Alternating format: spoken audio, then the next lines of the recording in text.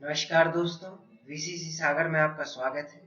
तो आज हम पढ़ने वाले हैं इंटरनल सिक्योरिटीज के बारे में, जो आपके यूपीएससी और एमपीपीएससी के मेंस में एक सब्जेक्ट की तरह देखा जाता है। तो चलिए स्टार्ट करते हैं। तो आज हम बात करते हैं सीडीएस के बारे में, जो एक नई पोस्ट बनाई गई है, chief of defence staff. It is created by ministry of defence and its main function is to provide effective leadership at the top level. Countries first chief of defence staff is general Bipin Rawat. सबसे पहले इसका proposal, CDS का proposal, Kargil review committee में दिया गया था, जो सन 2000 में सेटअप हुई थी। तो वहां पे उनका कहना ये था कि तीनों विंग्स में लैक ऑफ कोऑर्डिनेशन था, इसीलिए एक नई पोस्ट बनाई जानी चाहिए, CDS, that is chief of defence staff, जो एक बेटर कोऑर्डिनेशन दे सके, इफेक्टिव कोऑर्डिनेशन दे सके। तो इसकी जो मेन फंक्शन है, जिसके लिए इसको क्रिएट किया गया है, वो है promote jointness in procurement, training and staffing for the service.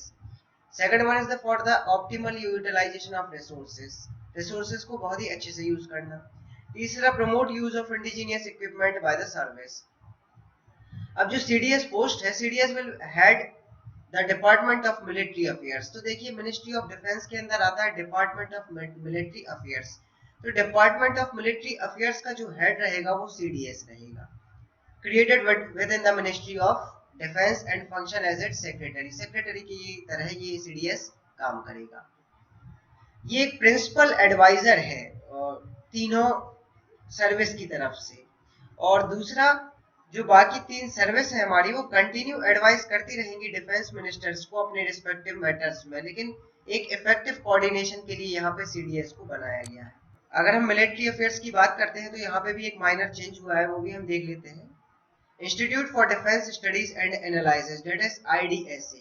ये एक ऑटोनोमस बॉडी है, जो भी मिनिस्ट्री ऑफ डिफेंस के अंदर आती है, और इसका जो मेन काम होता है वो रिसर्च एंड पॉलिसी रिलेवेंट को स्टडीज करना होता है डिफेंस और सिक्योरिटी के हर एस्पेक्ट से।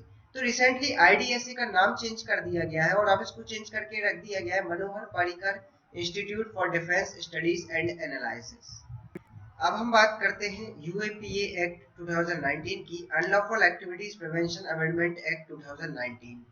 तो इसमें 2019 में क्या चेंजेस किए गए हैं, तो ये हम देखते हैं। सबसे पहला जो चेंजेस है वो है expand the scope of terror entities. इनका कहना इधर पे ये है कि पहले सेंट्रल गवर्नमेंट किसी भी ऑर्गेनाइजेशन को as a terrorist organisation approve कर देती थी, अगर वो किसी भी तरीके से कमिट, पार्टिसिपेट या प्रमोट करता है टेररिज्म जैसी चीजों को। लेकिन अब जो इसमें चेंजेस आ गए हैं, तो अब इन चेंजेस के मुताबिक किसी भी इंडिविजुअल को टेररिस्ट प्रूफ किया जा सकता है। तो जो स्कोप है टेरर एंटिटीज का, वो यहाँ पे बढ़ गया है। पहले सिर्फ ऑर्गेनाइजेशन प्रूफ कर सकते थे, और अब इंडिविजुअल को भी टेररिस्ट प्रूफ किया जा सकता है इस एक्ट के तहत। जो दूसरा इसमें चेंज आया है वो ये आया है, approval for scissor of property. अगर किसी भी ऑर्गेनाइजेशन की अगर प्रॉपर्टी सीज करनी है, अगर वो टेररिज्म ग्रुप से जुड़ा हुआ रहता है, तो पहले डायरेक्टर जनरल ऑफ पुलिस की परमिशन चाहिए पड़ती थी। लेकिन अब जो चेंजेस इसमें आए हैं, इसमें अगर कोई नेशनल इन्वेस्टिगेशन एजेंसी के तहत इन्वेस्टिगेट केस को करता है, तो उसको डायरेक्टर जनरल ऑफ एनआईए की परमिशन चाहिए पड़ेगी, ना ही डायरेक्टर जनरल ऑफ पुलिस की परमिशन। और तीसरा जो बड़ा बदलाव यहाँ पे किया गया है, ये वो है एनआईए को ज्यादा पावरफुल बना दिया गया है। अगर हम बात करते हैं पहले की, तो पहले जो इन्वेस्टिगेशन किया जाता था वो डिप्टी सुपरिटेंडेंट और एसीपी के द्वारा और उससे बड़ी पोस्टों के द्वारा किया जाता था।